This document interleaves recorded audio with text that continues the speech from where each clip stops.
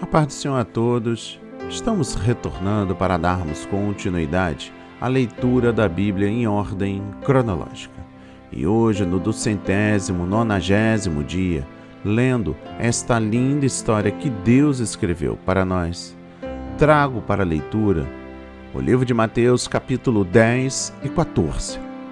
O livro de Marcos, capítulo 6, versículos 7 a 56. O livro de Lucas, capítulo 9, dos versículos 1 a 17, e encerramos no livro do apóstolo João, capítulo 6.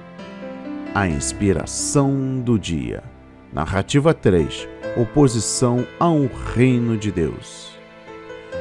No capítulo 10, destaca o versículo 1. Poder sobre os espíritos imundos. Jesus quer que seus seguidores lutem contra as forças do mal, expulsando os espíritos malignos e curando os enfermos. Essa demonstração de autoridade divina nos conflitos espiritual é a continuação da manifestação do reino de Deus na terra. No versículo 7 destaco: pregai o reino.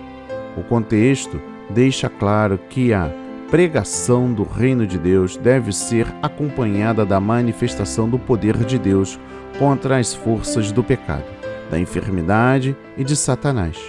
O propósito de Cristo é que o reino de Deus e o seu poder estejam próximos, isto é, presentes, para levarem a salvação, a graça e a cura ao povo de Deus. Quando o reino dos céus não se manifesta entre o povo de Deus, os fiéis devem abandonar o mundanismo e tudo quanto não agrada a Deus. Buscar primeiro o reino de Deus e a sua justiça e orar: venha o teu reino, seja feita a tua vontade. No versículo 19 destaco o que haveis de falar, exemplos do cumprimento desta promessa de Cristo. Estão em Atos capítulo 4, versículos 8 a 12, capítulo 19, capítulo 20, capítulo 21, capítulo 22, 23, 24 e no capítulo 26. Depois do Pentecoste, o Espírito foi derramado em toda a sua plenitude, ortogando aos crentes poder para testemunhar. No versículo 23 destaco cidades de Israel. Cristo provavelmente quis dizer aos seus discípulos que o Evangelho continuaria a ser proclamado aos judeus até a sua volta. No versículo 26 destaco: não os temais. O trabalho dos discípulos por Cristo e a sua luta contra Satanás, expô-los aos contra-ataques deste. Mas eles não deverão temer, porque o Espírito Santo e o Pai os sustentará. Devem permanecer fiéis à palavra de Cristo, pregando-a com franqueza, clareza e destemor. No versículo 28 destaca o inferno.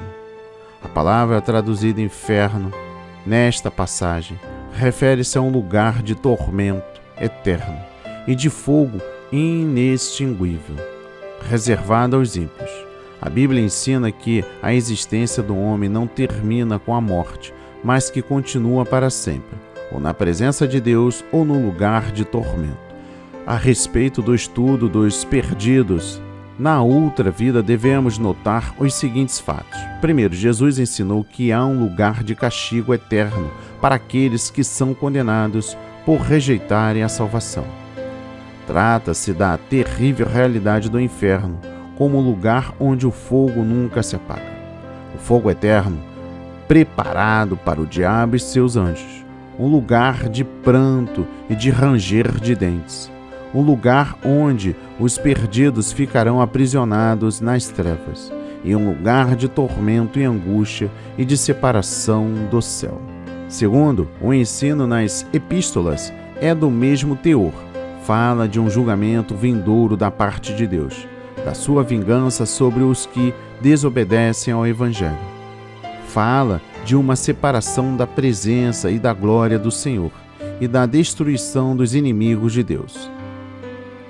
Terceiro, a Bíblia ensina que é inevitável o castigo dos malfeitores.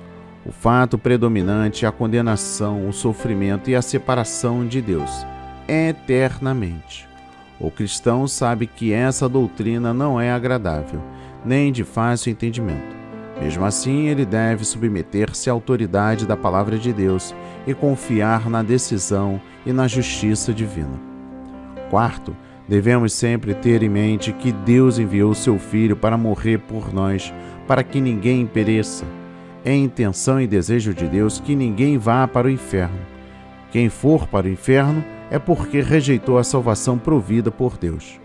O fato e a realidade do inferno devem levar todo o povo de Deus a aborrecer e repelir o pecado com toda veemência, a buscar continuamente a salvação dos perdidos e a advertir todos os homens a respeito do fruto e justo juízo de Deus.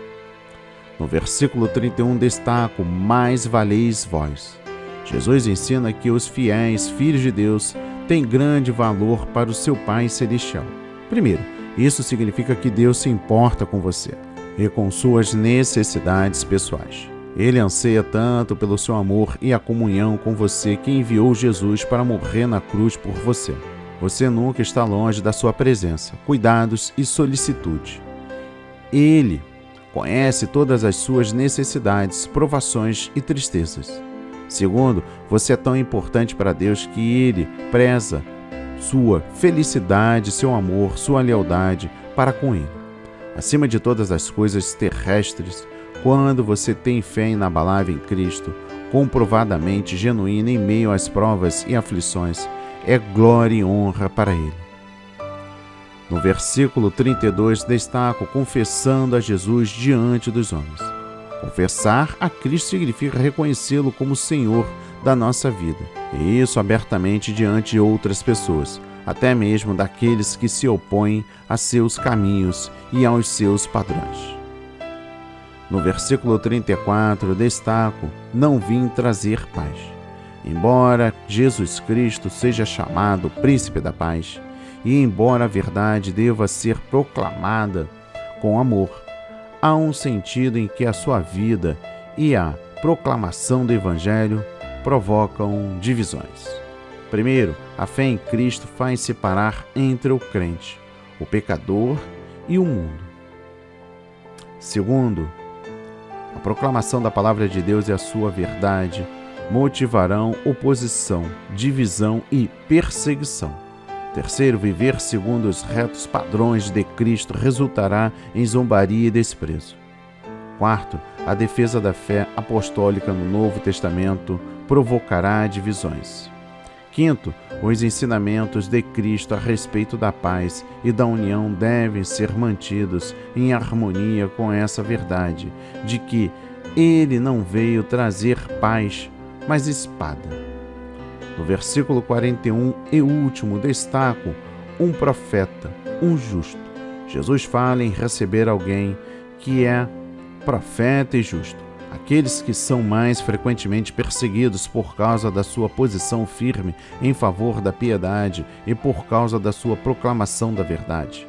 Por essa razão, aqueles que acolhem o profeta de Deus e recebem a sua mensagem receberão um galardão especial da parte de Deus. Primeiro, isso significa que se nossa dedicação à verdade e à justiça é tão sólida que dedicamos nossa vida à assistência, cooperação e ao conforto dos ministros de Deus que são realmente justos, nosso galardão será o mesmo daquele profeta ou justo que ajudamos.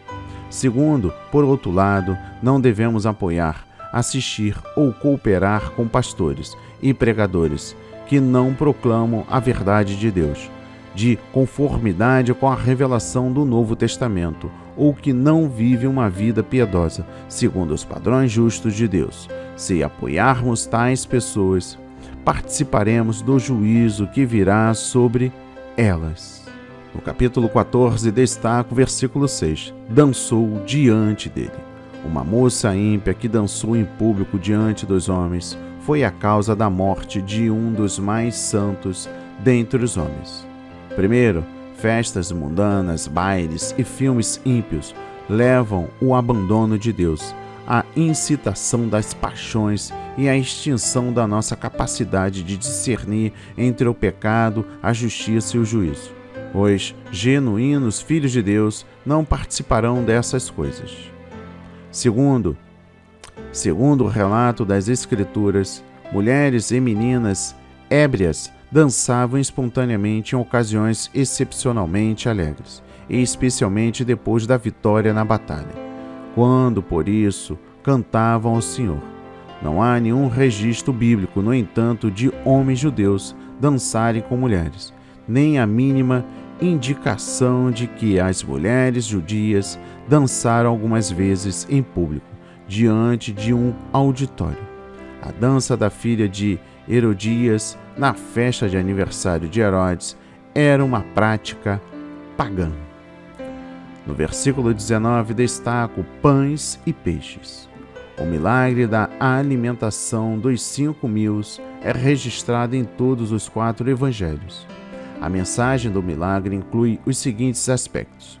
Primeiro, destaca Jesus como o pão da vida, aquele que provê para o corpo e para a alma.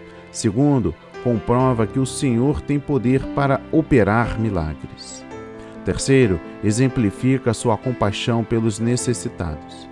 E quarto, ensina que o pouco que temos pode ser transformado em muito, se for colocado nas mãos do Senhor e por Ele abençoado. No versículo 23 destaco orar à parte. Enquanto estava neste mundo, Jesus frequentemente procurava estar a sós com Deus. Passar tempo a sós com Deus é essencial para o bem-estar espiritual de cada crente.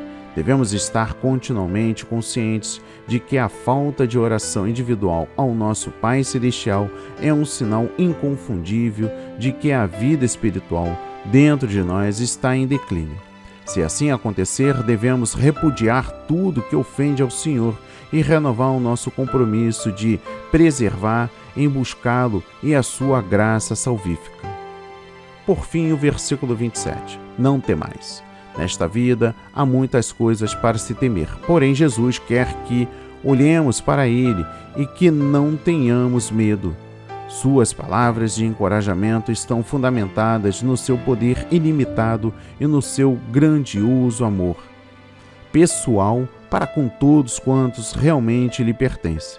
Frequentemente nas Escrituras, Deus ou Jesus Cristo encoraja seu povo com as palavras alentadoras: não temais. No livro do apóstolo Marcos, capítulo 6, dos versículos 7 a 56, destaca o versículo 13, ungiam com óleo. A cura relacionada à unção com óleo é mencionada somente aqui e em Tiago, capítulo 5, versículo 14. O óleo provavelmente era usado como símbolo da presença e do poder do Espírito Santo e como ponto de contato para encorajar a fé do doente. No versículo 34, destaco: o termo descreve uma emoção que comove a pessoa até o íntimo do ser. Fala da tristeza que alguém sente pelo sofrimento e infortúnio do próximo, juntamente com o desejo de ajudá-lo. É uma característica de Deus e do seu Filho Jesus Cristo.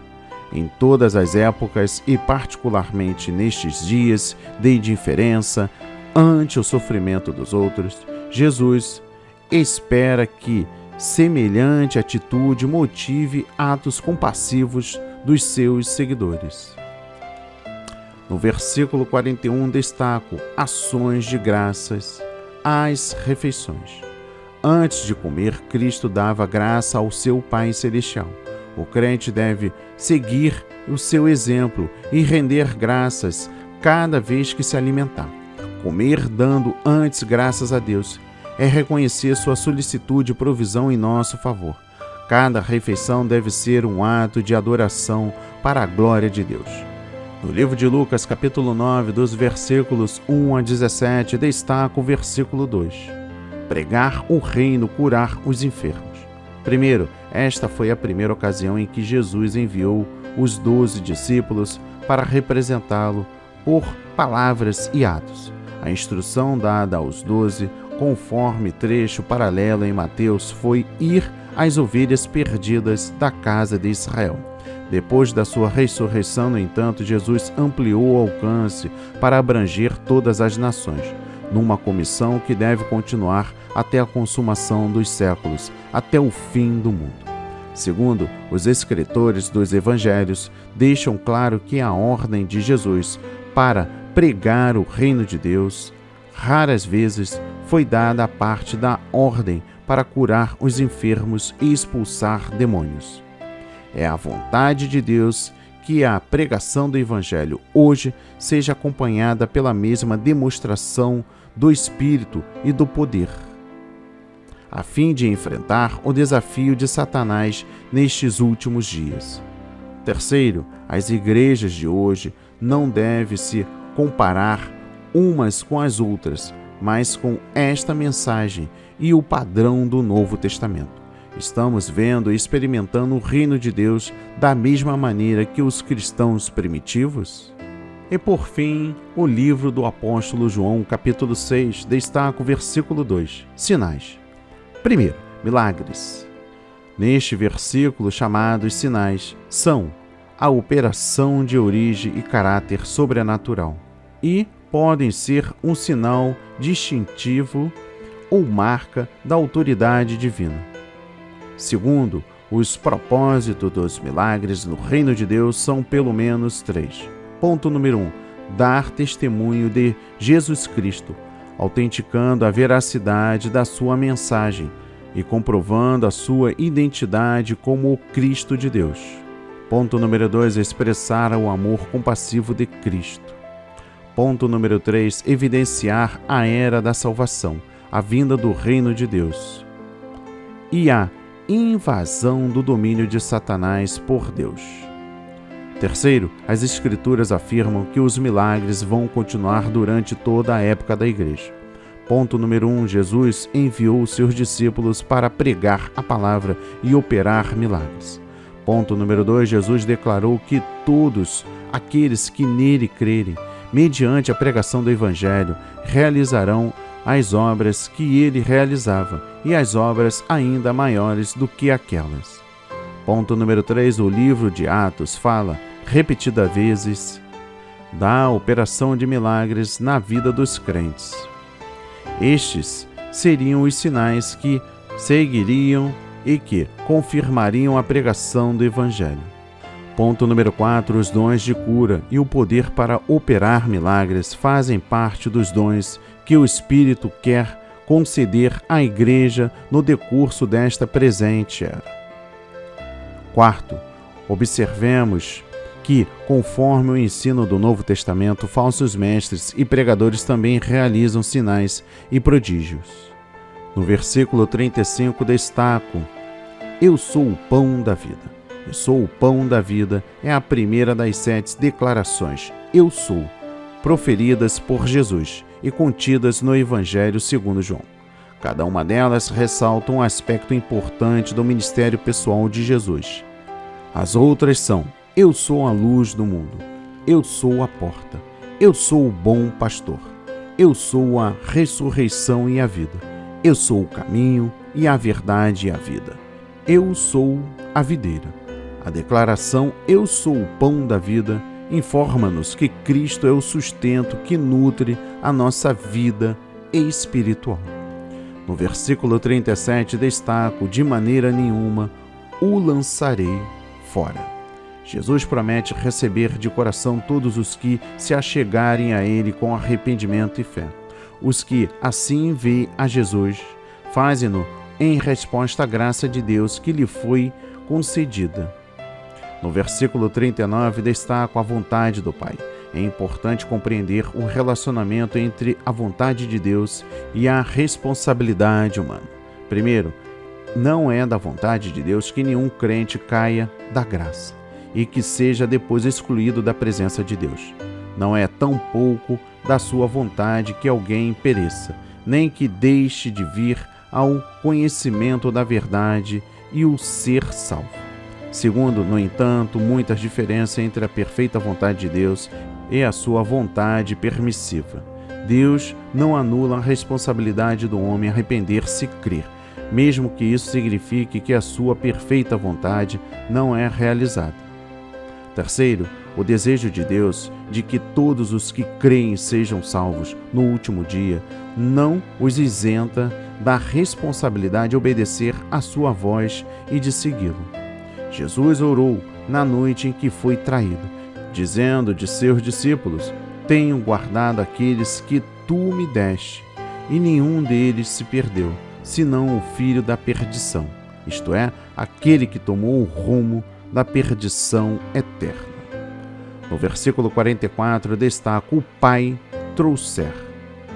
O Pai atrai as pessoas a Jesus, mediante o Espírito Santo. Sua obra de atrair abrange todos, conforme diz Jesus: todos atraírem a mim. Essa atração, no entanto, não é irresistível, uma vez que pode ser rejeitada. No versículo 54 destaco: come a minha carne e bebe o meu sangue. Esta expressão de Jesus revela que recebemos vida espiritual crendo em Cristo e tendo parte nele e nos benefícios redentores da sua morte na cruz. Destaca ainda a verdade que continuamos a ter vida espiritual à medida que permanecemos no Cristo vivo e na sua palavra. Compare os versículos 53 com o 63, onde ele diz: as palavras que eu vos disse são espírito e vida. Participamos de Cristo, portanto, à medida que temos fé nele e aceitamos a sua palavra em atitude de oração. Primeiro, Jesus é a palavra, o verbo, viva. A Bíblia é a palavra escrita. Jesus é o pão da vida. E em Mateus capítulo 4, versículo 4, ele disse: nem só de pão viverá o homem, mas de toda a palavra que sai da boca de Deus. Portanto, comemos a sua carne ao receber e obedecer a palavra de Deus. Segundo, somos salvos pela graça de Deus e pelo poder regenerador do Espírito Santo. Primeiramente, por ouvir e aceitar a palavra. Continuamos salvos e participantes da graça divina, recebendo continuamente a palavra de Deus, lendo-a, obedecendo-a e observando-a em nosso espírito. Tendo isso em vista, é fatal o abandono da comunhão com Cristo ou com a sua palavra. E por fim, o versículo 64. Sabia Jesus desde o princípio. Isso pode significar que Jesus sabia quando Judas começou a desviar-se da sua fé original e quando planejou traí-lo. Judas tinha o mesmo livre-arbítrio que os outros 11 discípulos. Ele foi, a princípio, um crente em Jesus e um amigo familiar da sua confiança. Conforme demonstra o fato de Cristo ter revelado confiança total em Judas. Posteriormente, Judas se desviou, pela sua própria escolha. Ele não foi obrigado a trair Jesus.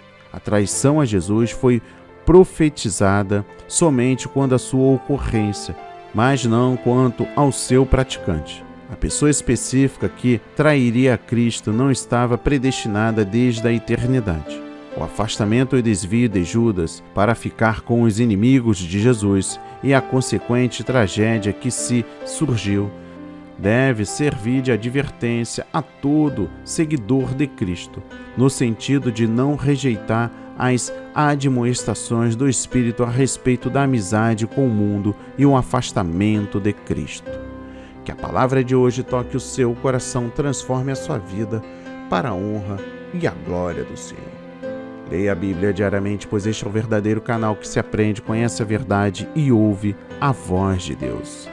Amém. E graças a Deus.